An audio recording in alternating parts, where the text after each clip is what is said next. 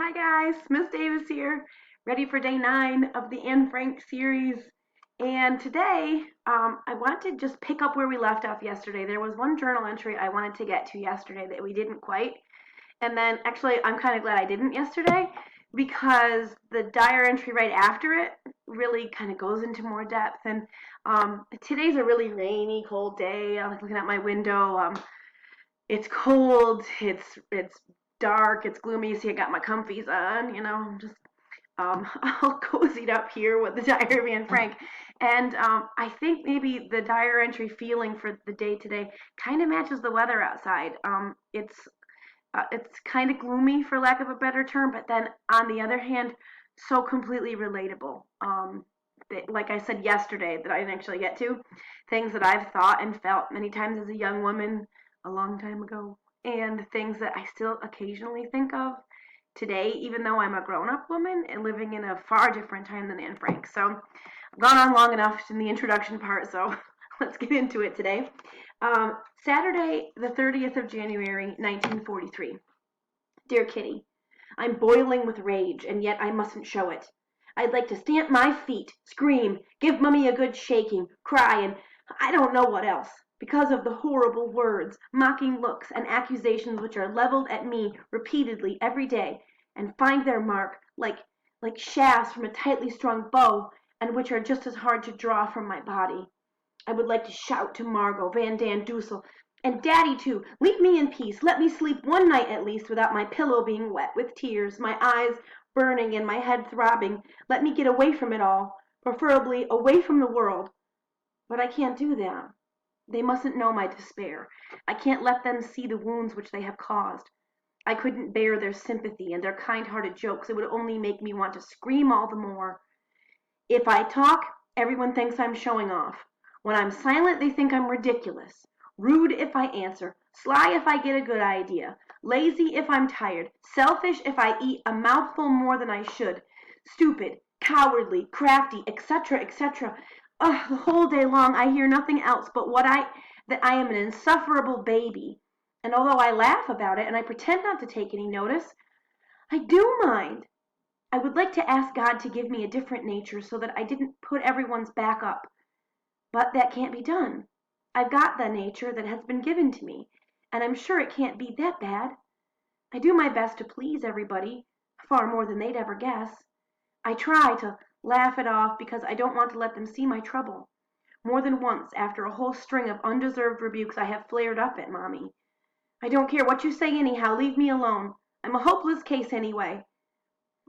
Naturally, when I was told that I was rude and was virtually ignored for 2 days, and then all at once it was quite forgotten and I was treated like everyone else again. It was impossible for me to be all sugar one day and spit venom the next. I'd rather choose the golden mean, which is not so golden. Keep my thoughts to myself and try for once to be just as disdainful to them as they are for me. Oh, if only I could. Yours, Anne. So this section really, I don't know if it speaks to me as much anymore, but when I was younger, oh boy, did it. I had a hard time letting things roll off my back, and it seemed that everybody always was, thinking I couldn't quite do everything right. And even though I tried so hard to please everybody, I just couldn't make everyone happy. And the older I get, the better that is.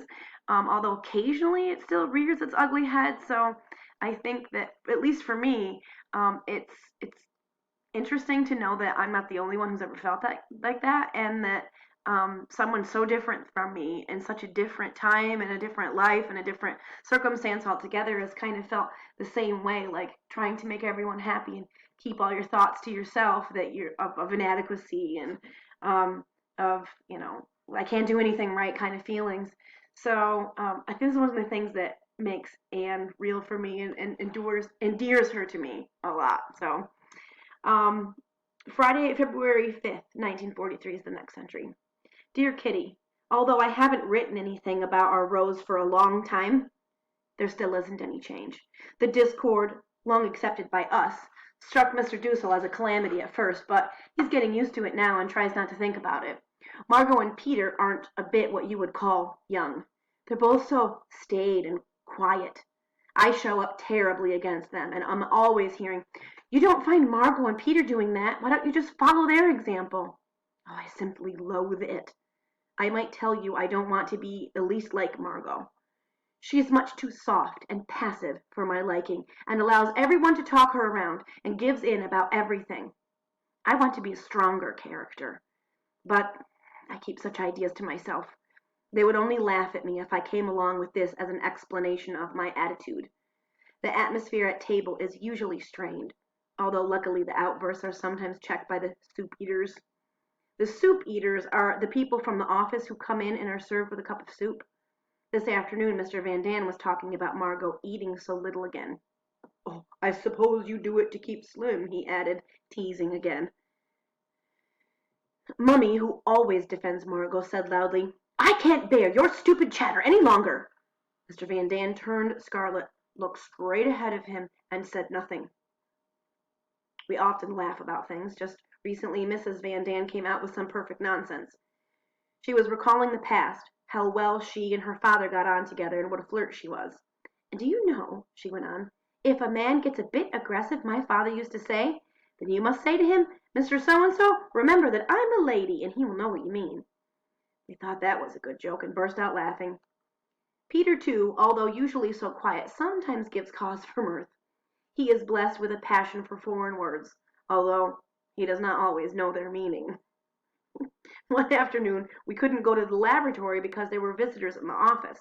However, Peter had to pay an urgent call, so he didn't pull the plug. He put a notice up on the laboratory door to warn us, with SVP gas on it. Of course, he meant to put beware of gas, but he thought the other looked more genteel. He hadn't the faintest notion that it meant, "if you please." Yours, Anne. So that's the end of that journal entry. So, I mean, it's not all doom and gloom. There are some things that, are funny. I mean, that's funny. I can't say that that's not funny. But these ideas of, like, who do I want to be, and why do I feel so much different than my family and the people around me, and they just don't really understand me, kind of a thing that's so completely universal. I think any young person could be saying that at any time whatsoever. So, I get her in such a way. Oh my. Next entry. Saturday, 27th of February, 1943. Dear Kitty, Daddy's expecting an invasion any day. Churchill has pneumonia but is improving slowly. The freedom-loving Gandhi of India is holding his umpteenth fast, and Mrs. Van Daan claims to be fatalistic. But who is the most scared when the guns go off? No one else but Petronella.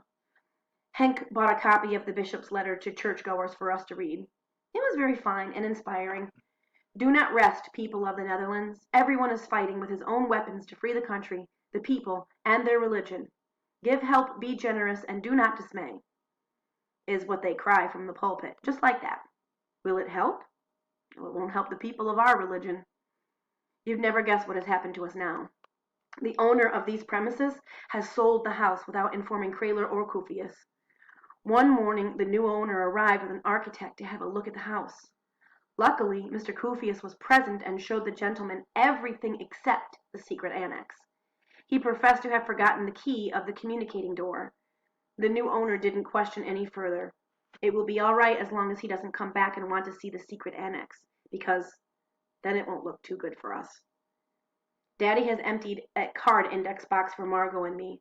Put cards in it. It is to be a book card system. Then we both write down which books we have read, who they are by, etc. I've procured another little notebook for foreign words. Lately, Mummy and I have been getting on better together, but we still never confide in each other. Margot is more catty than ever, and Daddy has got something he is keeping to himself. But he remains the same darling. New butter and margarine rationing at the table. Each person has their little bit of fat put on their plate. In my opinion, the Van Daans don't divide it fairly at all. However, my parents are much too afraid of a row to say anything about it. Pity. I think you should always give people like that tit for tat. Yours, Anne. And I'm just going to roll on with the next journal entry. It's the last one I want to read today. Wednesday, March 10th, 1943.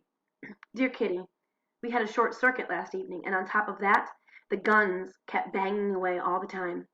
I still haven't got over my fear of everything connected with shooting and planes, and I creep to Daddy's bed nearly every night for comfort. I know, it's very childish, but you don't know what it's like. The AA guns roar so loudly that you can't hear yourself speak. Mrs. Van Daan, the fatalist, was nearly crying and said in a very timid voice, "Oh, it's so unpleasant. Oh, you're shooting so hard," by which she really means, "I'm so frightened." It didn't seem nearly so bad by candlelight as in the dark. I was shivering, just as if I'd had a temperature, and begged Daddy to light the candle again. He was relentless. The light remained off. Suddenly there was a burst of machine gun fire, and that is 10 times worse than guns. Mummy jumped out of bed and to Pim's annoyance, lit the candle. When he complained, her answer was firm. After all, Anne's not exactly a veteran soldier. And that was the end of it. Have I already told you about Mrs. Van Daan's other fears? I don't think so. If I'm to keep you informed of all that happens in the secret annex, you must know about this too. One night, Mrs. Van Daan thought she heard burglars in the attic. She heard loud footsteps and was so frightened that she woke up her husband. Just at that moment, the burglars disappeared, and the only sounds that Mr. Van Daan could hear were the heartbeats of the frightened fatalist herself. "Oh, Pooty," Mr. Van Daan's nickname. "Oh, Pooty, they are sure to have taken the sausages and all our peas and beans. And Peter, I wonder if he's still safely in bed. They certainly won't have stolen Peter. Listen, don't worry and let me go to sleep." But nothing came of that. Mrs. Van Daan was far too nervous to sleep another wink. A few nights after that, the whole Van Daan family was woken by ghostly sounds. Peter went up to the attic with a torch. And scamper, scamper, what do you think it was that was running away? A swarm of enormous rats. When we knew who the thieves were, we let Mooshie, the cat, sleep in the attic, and the uninvited guests didn't come back again. At least not during the night. Peter went up to the loft a couple of evenings ago to fetch some old newspapers. He had to hold the trap door firmly to get down the steps. He put his hand down without looking, and went tumbling down the ladder from the sudden shock and pain. Without knowing it, he had put his hand on a large rat, and it had bitten him hard. By the time he reached us, as white as a sheet and with his knees knocking, the blood had soaked through his pajamas. And no wonder, it's not very pleasant to stroke a large rat and get bitten into the bargain. It's really dreadful. Yours, Anne. Okay, so, oops, sorry. Put my book down so hard I rocked the computer. I hate rats. I hate rats. And so, I mean, there's the war is still outside and like pressing in occasionally from time to time, and just back and forth, which is like a constant nagging worry. I can't imagine like bombs going off, a machine gun fire right outside the door in the middle of the night. I'm also not a veteran soldier, so I don't think I would hold up much better under all that. But rats, I cannot abide. Oh my gosh, and especially big ones. And oh my gosh. So this part really just gets under my skin in the worst way. So with that being said, I mean, that's where I'm going to end it for the day today. I know it's a little bit earlier than our other videos, but it's Saturday. I earned it, right? So more thoughts that I'm having about Anne's situation and my own situation and things like that. I'm interested in your thoughts as well, as always. So if you're a student of mine, you can check Teams for your work. And if you are not a student of mine just yet, you can look at the comment section right below for some discussion questions and feel free to comment. And again, I will encourage you, you are living in very special times and you're a very special young person. You should consider making your own journal. Have a great day. See you tomorrow.